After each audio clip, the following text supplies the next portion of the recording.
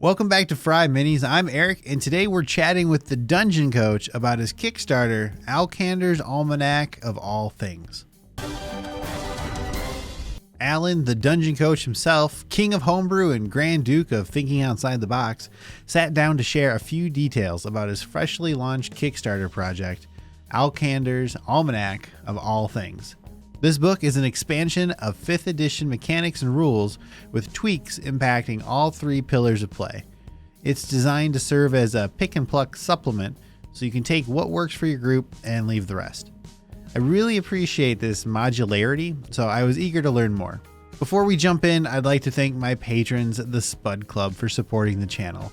Each month we run a miniature painting competition, and I'm happy to reveal Decimation as our June 2021 winner with his incredible Goremaw from Reaper Minis. Congratulations, Decimation. Do you want to win next month? Join the Spud Club today. Okay, so a couple quick things. One, this isn't a paid ad. I believe the Dungeon Coach puts out great content, and I wanted to do what I could to support Alkander's. I do have a referral link in the description, but that's just so we can track click sources. I don't get a percentage cut or anything like that. So this is my first time doing an interview on the channel. Let me know in the comments if you like this sort of thing, and I'll look at doing more of these in the future. I had a lot of fun with it, and I hope you do too. And lastly, I'm an idiot, and we've recorded this via Discord. The audio drops for a second or two a couple of times during the interview. Sorry for that. Your speakers aren't broken. Luckily, it doesn't last too long, and it's just in a couple spots. All right, all that said, let's go. Okay, so we are here with Alan, the Dungeon Coach. This is a very exciting time. He's just launched his Kickstarter, funded in 5 minutes. It's absolutely bananas. 5 minutes and 13 seconds.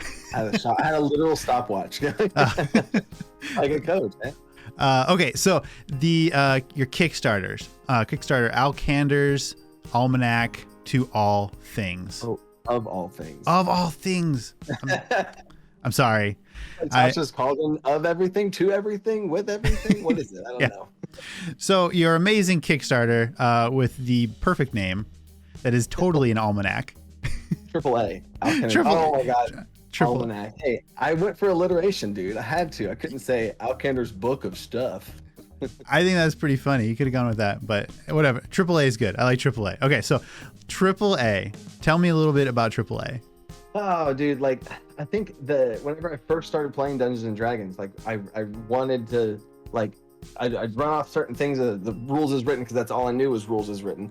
But then sometimes I'd be like, I think it'd be cool if we did this, or I wanted to try stuff out. But as a new person who only I didn't have a lot of friends that played, I was kind of like just diving into the deep end of tabletop role-playing games for the first time. And I was like alone in homebrewing. Like I was trying stuff out, but I didn't know if it was going to be good. And I made a lot of bad decisions and a lot of bad brews or whatever. But my whole purpose with the book is to try and offer up a bunch of different options for people to play, because the biggest thing is we don't all play the game the same. Me and you have had multiple conversations about like how you do it or how I do it, or how even we've done it with different groups. Like different groups run travel different ways, because some people just hate travel. Some people run entire campaigns revolved around travel and like hex grid movement and all that kind of stuff. So I want to give a bunch of different options that are customizable to be able to tweak D&D to fit your table. So yeah, that's the whole goal. That sounds super cool. I really like that it's full of rule options. A lot of times you'll find books full of character options with new subclasses, and those are all great. But these rule expansions, I think, can really bring a lot to the table. What's one that you'd like to call out? Well, the thing is, like, it's hard for me to pick a favorite of mine, because I'm doing all 3 pillars: combat, exploration, social encounters, right? Or just social in general, or role play, if you want to even call it that, even though the whole game is role play. But the most popular are always going to be the combat, homebrew rules for combat. Oh my goodness, everybody loves those. But my favorite's my rest system. My favorite would have to be my rest system. As far as like a homebrew that like is actually a game system type rule. Can you give us a little taste? Oh no! Check out Alkander's Almanac of all things. Oh, that looks so good. This is an illusion. This is a spiral notebook, so this is not the thing. But so like the rest system, okay, like in rules as written rest, it's 8 hours, right? And you have to rest for like 3 or something of it, and like you take shifts and everything, and you have to spend at least 6. You know, like I you can correct me where I'm wrong, because I've veered so far away from the rules as written. But Yeah. usually I think you need at least 6 hours of like chill mode, you know, during your rest to be able to get it. And so then there's these clunky 2 hours. So you're like, okay, so you do watch shifts, and you like split it, and then now how do you do watch shifts if you have a group of 4, let's say, and you're like, okay, I'll keep watch, and then now, so I don't know, there's just always been this like weird clunkiness to it that long rests have just felt. And then there's the night watch, and you make the perception check or something, so there's always this clunkiness to it that I felt. So long rests for me are, or actually I guess the rest system is the whole big picture, because I also think short rests are a little bit lame, because it's an hour, and that just feels like an eternity to like catch your breath and get back up and going, right? So but that's a whole nother, I guess the rest system in general is the whole topic. I agree. But basically short rests are like 10 minutes, maybe half an hour if you want to go. But basically imagine like the fight ends, and you're like, oh, okay, hold up, let me sit down for a second. Oh man, okay, you know, and like you get back to it, right? So because so many times I feel like it's weird when you're like, okay, we're in the middle of a dungeon, an hour It can be a very long time when you're hunted by goblins. And you're like breaking into somewhere, and you're like, what? And you just kill some people. Like, who's gonna not come by for an hour? So I guess you could say buff short rests overall to where it's only 10 minutes, right? But then as far as hit dice go, now this is where I'd have to, there's a couple things that I'm going to be polishing off as far as the rest system goes from play testing and put it in a full thing. But basically, you don't just instantly on long rest, you don't full heal, because I think that's crazy. Spicy. Oh my gosh, I don't understand like the level of healing. Like if you, let's say you're 50-60 points down, how much magical healing you would have to like incur to just magically, I laid down for 6 hours or 8 hours or whatever, and I'm full health. That's an interesting way to look at it. I hadn't considered that. It's like just naturally sitting there, you just got stabbed multiple times or whatever. You know, near death, like you just had a death saving throw or whatever, and you just get magically, right? No. On long rest, you're spinning your hit dice. Like you're spinning your hit dice to heal yourself up. And now it's like, okay, interesting. Hit dice become actually a little bit of a thing there. And then your healing spells become a little bit of a thing. So that now the healers in the party are like, okay, spell slots before you take this long rest, and then I can spin my hit dice or whatever. So it just really makes that hit dice matter, because I've never felt that they matter almost ever. I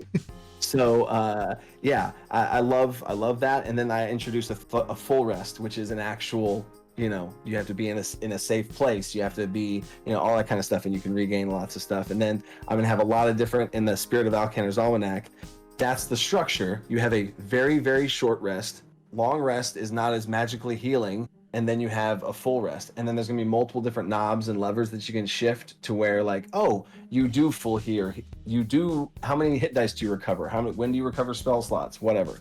And you can kind of pick and choose how strict you want to be or how loose you want to be for your rest. There you go, there's the rant. I love it. I really like the customization aspect there. Like you said, everybody has a different game, and setting up this structure for the rules that you're doing, while giving options, and then letting everybody just try it. Like the first question you said, like when I was doing this by myself, I was homebrewing. I have no idea what I'm doing. You know what I mean? Like, where do I start? You know, so like, sure, like, okay, here's the rest system. Okay, cool. This is a different rule. I could stop there and just give the system that I use, but that's what works for me. I love it because it takes rest. But we got distracted. It takes rest into 6 hours of 2 3-hour chunks. Oh, okay. You have a 3-hour chunk where you have to be completely chill, and you have a 3-hour chunk where you can diddle or do-daddle or do your tools or trade or craft or repair something or whatever you want to do in that 3-hour chunk. And then there's the shifts. You know, they're out for the thing and they're doing their shift, or they're keeping watch or whatever, right? And that's kind of also now another challenging thing. Do you want to work and try and repair something, or do you want to keep watch? You know, what are you doing during that 3 hours while the other people are chilling and stuff? So, yeah. and like you said, the customization gives those knobs and levers for people that aren't as experienced to be able to, oh, I could do this and that. Oh, I like this setup best. And then the veterans out there be like, I got it. I don't need your tips. And then they just do their thing and they're fine. So, yeah, that's cool. Now, so you showed me your fake book, and this is available as an actual book just in the Kickstarter, right? Yeah. That's the I almost didn't do like for ever since I've been planning this. I've planned this. People early, like hardcore viewers, Dungeon Crew members, Dungeon Crew DC. Okay, yeah. Everything's DC. I have a Dungeon Company. Okay, anyway. So for the whole time, I wasn't going to do a hardcover book. I was going to do a PDF. And that was all I was going to do because that's all I do. On my Patreon, I do PDF, everything. I've only ever do PDFs. So I was like, I'm going to do a really big PDF with everything all in one. It's going to be cheaper than anything if you think of it like the condensed into, like a $25, $30 PDF of like hundreds of pages is going to be a lot more value than like things I can just crank out, once a month type stuff. So I was like, all right, I'm going to make this one big thing so that if you like what I'm saying in some of my videos, get the Alkander's Almanac and you'll be good to go and you're going to be so solid, right? That was the goal. But so many people wanted me to do a hardcover. We've got these shelves. We have to hold them down. Yeah. And it's just, as a teacher who is trying to do this full time and trying to like the hardcover book, it's killer, right? Yep. To do to publish and to print and to all this kind of stuff. And then you have to have a warehouse to keep stuff in to be able to ship from. And I'm like, okay, I will do, because the community has asked and I want to give you guys what you want, all that kind of stuff, then I will do a hardcover book. So this is the only time that's going to be a hardcover book. Yeah. But that's a lot of behind the scenes stuff there, but yeah.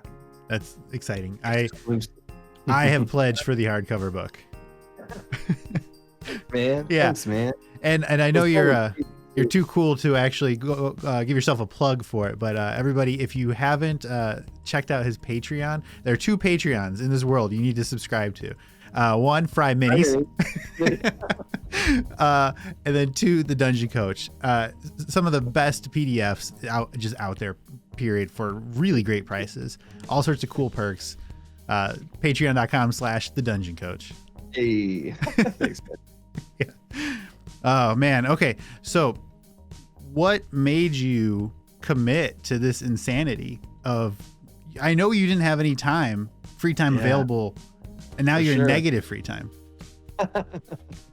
Well, that's what my wife always says. Like, anytime I have an extra sliver of like, oh, I'm about to get ahead and I can actually, I'm like, let's add this, let's add this. And I keep adding on stuff into the grocery cart of YouTube life, I guess.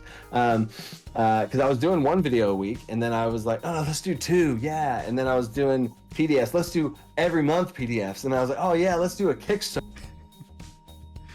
I think I got to stop adding on new things. But, I mean, I just feel like it was coming, kind of like I referenced earlier with a lot of the hardcore Dungeon Crew fans that thought that I flew off there for a bit. People realize, they're like, are you making like D&D 5.5? Is there going to be like a Dungeon Coach D&D 5.5 edition? And I'm like, actually, that is literally what I'm doing. Like, if you look at my videos, if you just scroll through, like even from the beginning, I was like, homebrew rules for combat. Homebrew rules for things outside of combat, rest system, resurrection system, death rules. Like, I was literally like going across the board on every part of the game. Travel system, right? Like everything. Session 0, like whatever. Mass combat, like all these different things. Challenge. Yeah. As I'm talking about it, that I was like making these things to get ready for this Kickstarter that's coming up, to where it's like, if you're new to whatever, this is literally the thing, and you're up to date with the Dungeon Coach, and now here we go. So I just think it's too valuable, and I didn't know if I could do it, but you never know till you try. Yeah. So here we go. You're out there. Like the team, I have a team that I've established that is been the only way that I'm able to. The Dungeon Company, DC. Okay, again. And in the Dungeon Company, I have captains, so they're called Dungeon Captains. Anyway, wow. So literally, all those people, they're amazing people. I have 7 or 8 different captains, the different divisions. So I guess you'd say 8 anyway. And then a bunch of people that have just came, and they all of them started off complete volunteers, this team, that they're just like, I love what you're doing. Let's do it. I'm like, I'm not making really anything. I can't pay you. I'm sorry. And they're like, I don't care. Let's go. And like artists and editors and video editors and all these other types of stuff have to come together. So I feel so humbled and honored and all that kind of stuff, to where there is no way that I publishing 2 videos and monthly PDFs and a Kickstarter without the team that I have. So it's 100% a team effort. So that's one thing I've learned getting into YouTube stuff, is the community is just absolutely mind-blowingly awesome.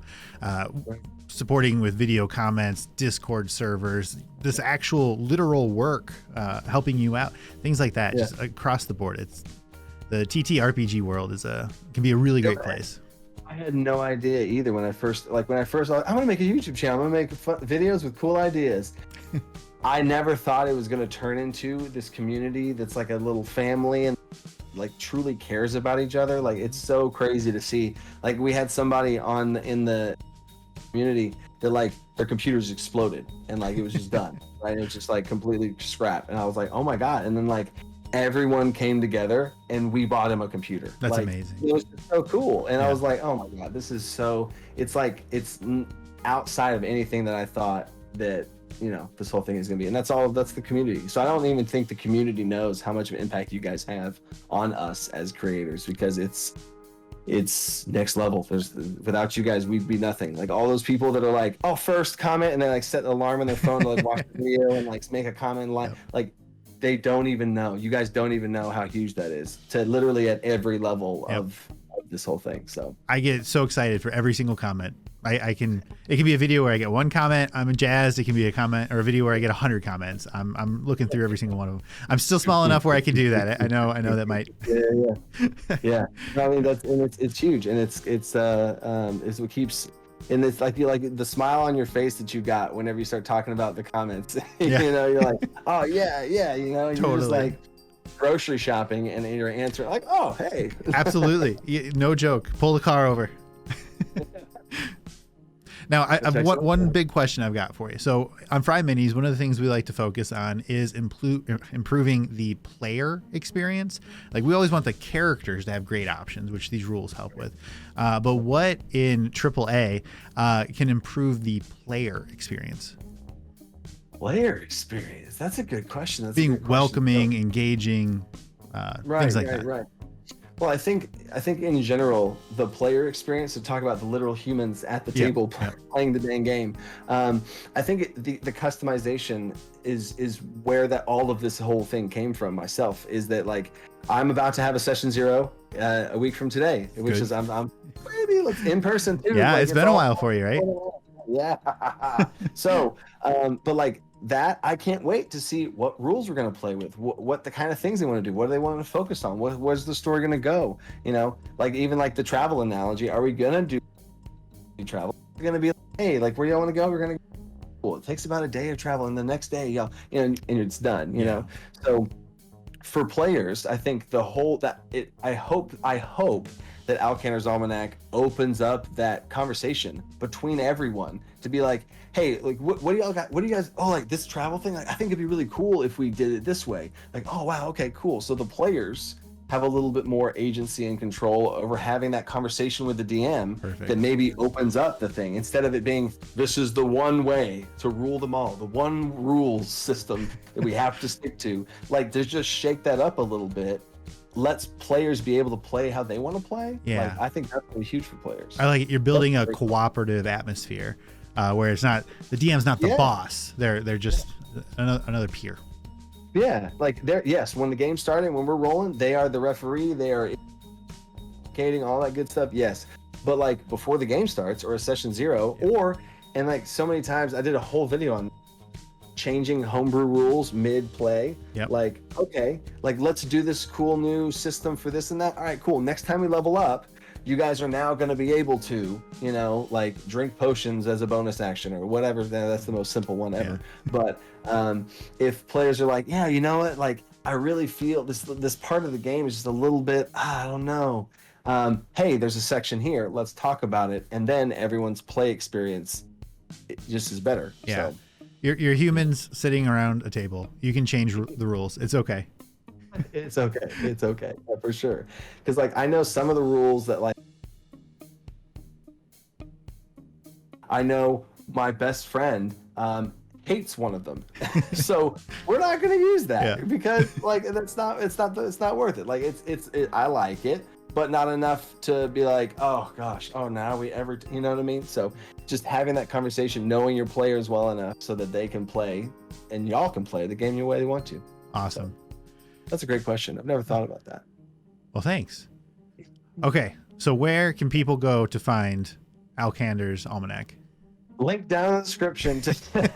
Absolutely. I was hoping. Yeah. I didn't know. I didn't know. Searching for it on Kickstarter, I don't even know. If you type in Alkander's Almanac, I'd hope it shows up. But yeah, so link down in the description. And on my YouTube channel, I have a bunch of every video I post during July, we'll have it in. But yeah, we're 500 almost